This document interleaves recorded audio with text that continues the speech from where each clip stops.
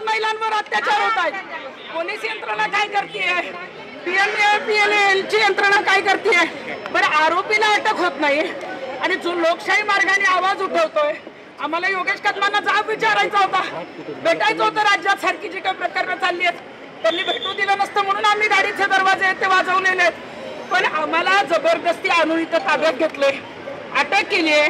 म्हणजे आरोपीला वेगळा न्याय, लोकशाहीमध्ये भांडतायत त्यांना न्याय.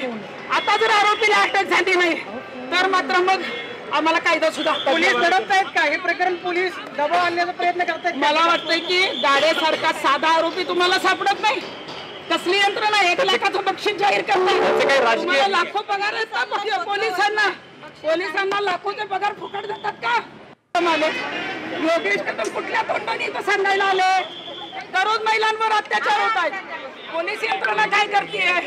PNL ची यंत्रणा काय करतेय? बरं, आरोपीला अटक होत नाही आणि जो लोकशाही मार्गाने आवाज उठवतोय. आम्हाला योगेश कदमांना जाब विचारायचा होता, भेटायचं होतं. राज्यात सारखी जी काही प्रकरणं चालली आहेत त्यांनी भेटू दिलं नसतं म्हणून आम्ही गाडीचे दरवाजे आहेत ते वाजवलेले आहेत. पण आम्हाला जबरदस्ती आणून इथं ताब्यात घेतलंय, अटक केली आहे.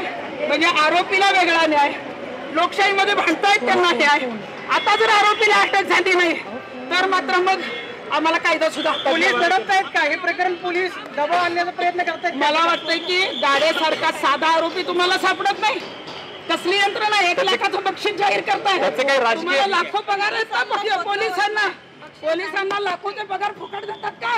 योगेश कदम कुठल्या तोंडाने इथं सांगायला आले? दररोज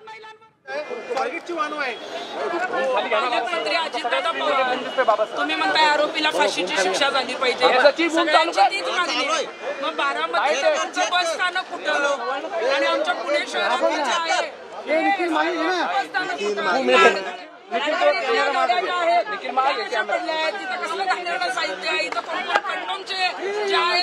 वस्तू सापडलेल्या आहेत, महिलांच्या साड्या सापडल्या आहेत, मटक्याचे आटा इथं चालले. मला वाटतं आतापर्यंत आम्ही सांगत होतो, मांडत होतो, अशी वेळ तुम्ही आणली की आम्हाला रस्त्यावर उतरायला लागलं.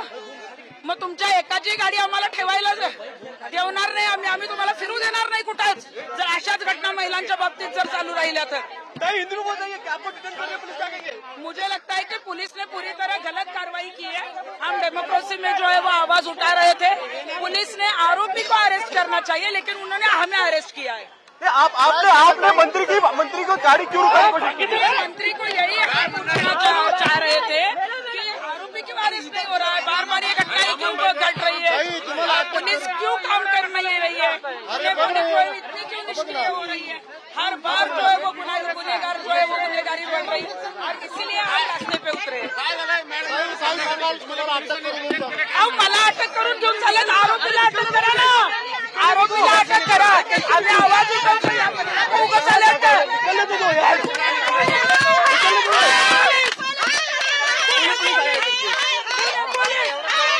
योगेश कदम पुणे पोलीस, पुणे पोलीस, आरोपीला अटक, आरोपीला अटक.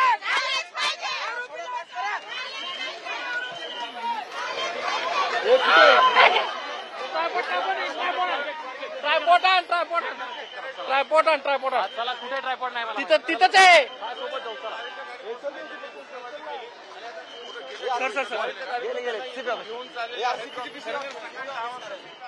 तृप्ती देसाई आक्रमक झालेले आहेत आणि त्यांना आता पोलिसांनी अटक केलेली आहे. योगेश कदम यांना त्यांना जाब विचारायचा होता, त्यांची गाडी अडवण्याचा प्रयत्न सुद्धा तृप्ती देसाईंकडून करण्यात आला. मात्र याच प्रकरणी आता तृप्ती देसाईंना अटक करण्यात आलेली आहे. याचाच त्यांना जाब विचारायचा होता. साधा आरोपी तुम्हाला अटक करता येत नाही असं म्हणत त्यांनी पोलिसांवरही प्रश्नचिन्ह उपस्थित केले. स्वारगेट डेपो स्थानकातील आपण आता दृश्य पाहतोय. एकीकडे तृप्ती देसाई यांना अटक करण्यात आल्याची आपण दृश्य पाहतोय, तर दुसरीकडे योगेश कदम स्वारगेट डेपोत आहेत. ते वरिष्ठ अधिकाऱ्यांशी चर्चा करतायत, या घटनेचा आढावा घेतायत, त्याची दृश्य आपण पाहतोय.